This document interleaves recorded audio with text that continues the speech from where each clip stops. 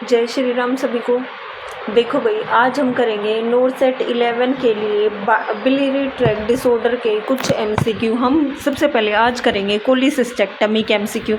जिन बच्चों हमने ना जिनको नहीं पता उनको बता देती हूँ। हमने ना लिपिनकोड बुक के एमसीक्यू करना स्टार्ट किए हैं और मैंने इससे पहले 1-2 वीडियो डाल दी हैं और हम नोरसेट 11 से पहले आपकी पूरी लिपिनकोड कवर करा देंगे, ठीक है। उसके सारे एमसीक्यू तो आपको ना कुछ करने की ज़रूरत नहीं पड़ेगी। आप वीडियो देख सकते हो और हर एक वीडियो 5 मिनट की या मैक्स टू मैक्स 10-15 मिनट की मिलेगी। उसको भी आप 2x पे देखना, जल्दी हो जाएगा, है ना। तो सबसे पहले हम करते हैं द क्लाइंट विद कोलिसिस्टाइटिस। सभी को समझ आ गया। नेक्स्ट चले क्वेश्चंस पे। मैं फटाफट कराऊंगी और आपने देखना है। आपने सबसे पहले अपना गैस लगाना है कि इनमें से क्या हो सकता है, फिर मेरा सुनना है। सबसे पहला क्वेश्चन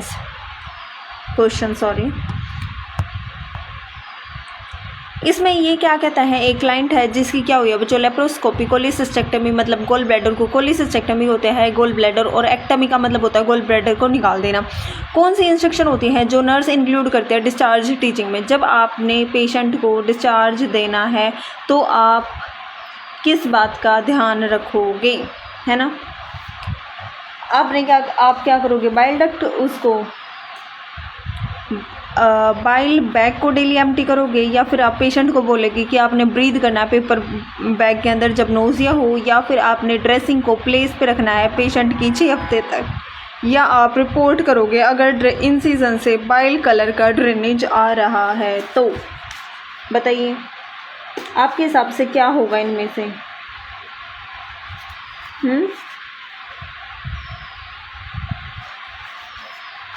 देखो भाई, मैं आपको पहला बताती हूँ।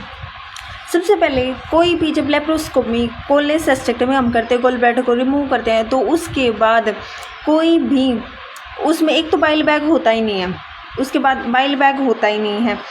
हम क्या करेंगे, पेशेंट को बोलेंगे कि इस सर्जरी के बाद कोई भी बाइल का ड्रेनेज नहीं होता है, बाइल का ड्रेनेज नहीं होता है, और अगर हो रहा है तो आपने इन्फॉर्म करना है, ठीक है। ये हम बताने का काम करेंगे।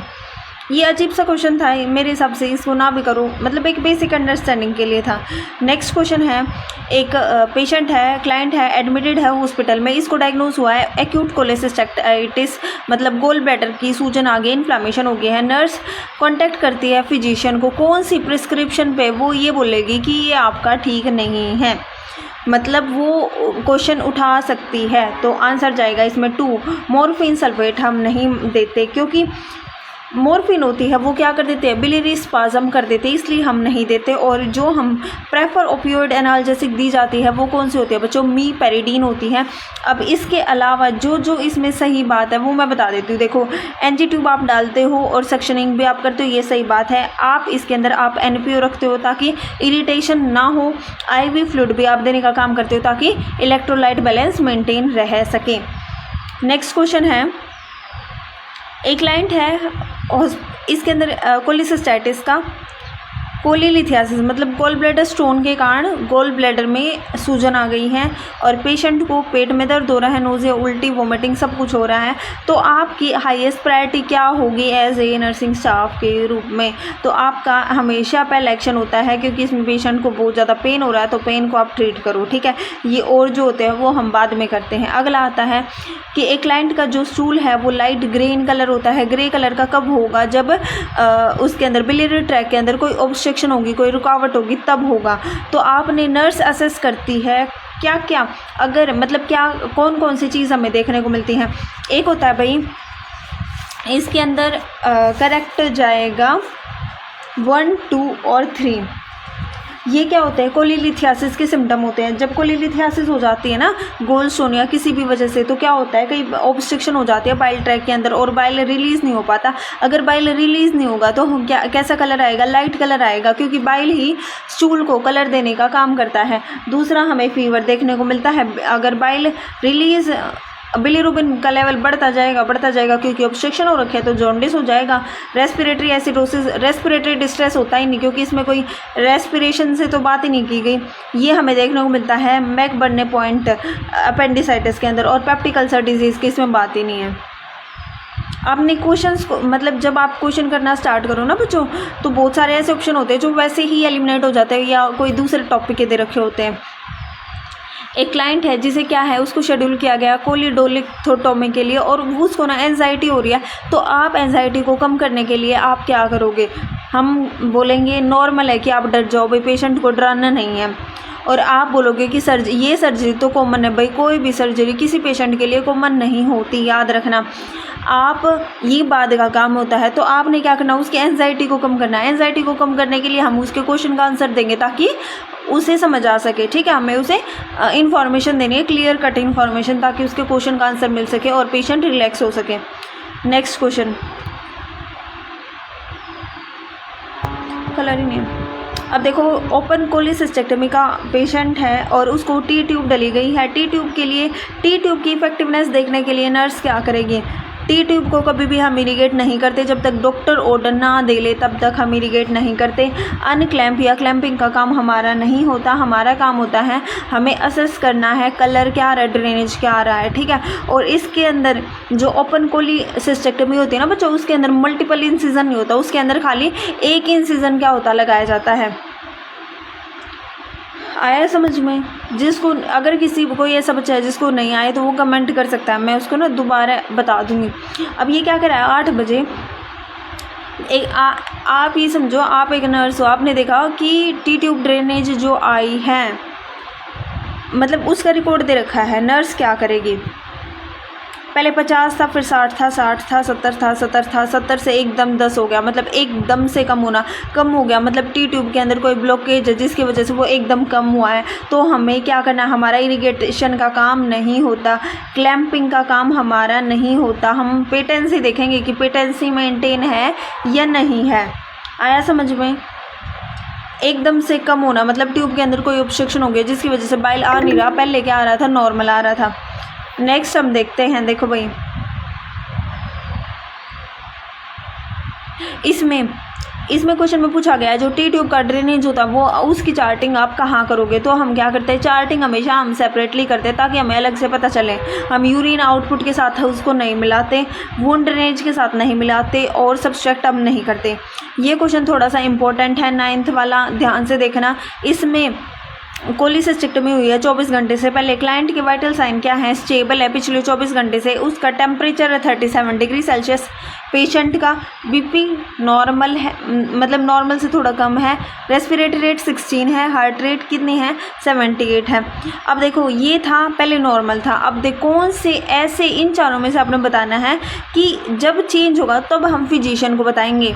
देखो भाई इसमें टेम्परेचर बढ़ा, 38 से ज़्यादा टेम्परेचर बढ़ा है। देखो इन चारों में से इसका बीपी सबसे ज़्यादा है, इनमें से इसकी हार्ट रेट भी ज़्यादा है और रेस्पिरेटरी रेट भी ज़्यादा है। तो ये हमें दिखाता है SIRS के बारे में।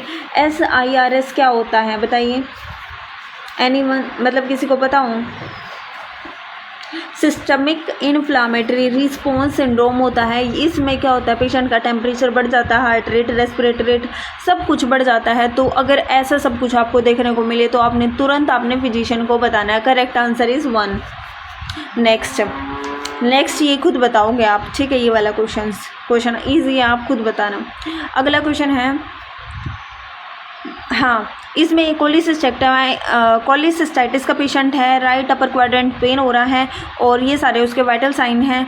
आपने क्या करना है, इनका इसमें देख पल्स भी बढ़ी हुई है, रेस्पिरेशन भी बढ़ा हुआ है, बीपी भी बढ़ा हुआ है, मतलब आपने क्या करना है, पेन के लिए दवाई देनी है क्योंकि उसके वाइटल साइन सारे बढ़े हुए हैं। तो हम क्या देंगे, हाइड्रोमोरफोन हम देने का काम करते हैं। डिटियाजम कैल्शियम चैनल ब्लॉकर होती है वो हम नहीं देते, मिपेरेडिन भी नहीं देते। और ये जो प्रोमेथाजिन होती है वो नोज़िया के अंदर होती है बच्चों, किसके लिए होती है, नोज़िया के अंदर होती है।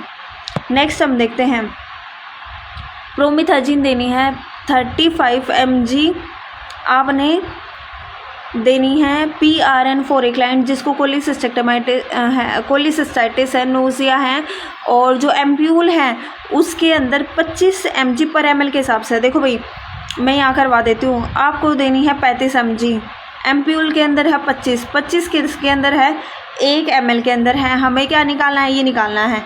अब x = 25 × x, तो ये मल्टीप्लाई कर दो और 35 × 1, ठीक है। तो x की वैल्यू निकालनी है 35/25। इसको इससे काटोगे तो आंसर आएगा 1 = 4 ml। इसमें कुछ नहीं है बच्चों, इसमें ना ये बहुत इजी है।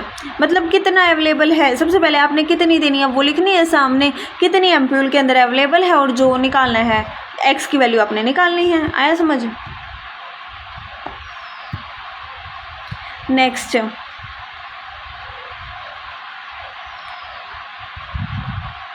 हाँ, एक क्लाइंट है, सारे मैं बार बार ये नहीं बोलूँगी कि ये क्वेश्चन इक्वलिस स्ट्रक्चर में क्या बच्चों, तो हर बारी मैं वर्ड रिपीट नहीं करूँगी।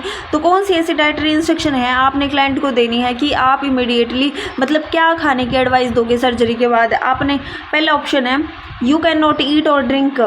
ऐसा गलत बात है कि 24 घंटे तक आपने कुछ खाना पीना नहीं है भाई। पेरिस्टाल्सिस जो मूवमेंट है वो तो नॉर्मली है, तो ऐसा इसका ये मतलब तो नहीं है कि आपने कुछ खाना ही नहीं है।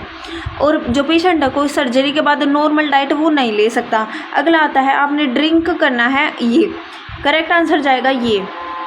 और आपने ब्लेंड डाइट भी नहीं देनी है।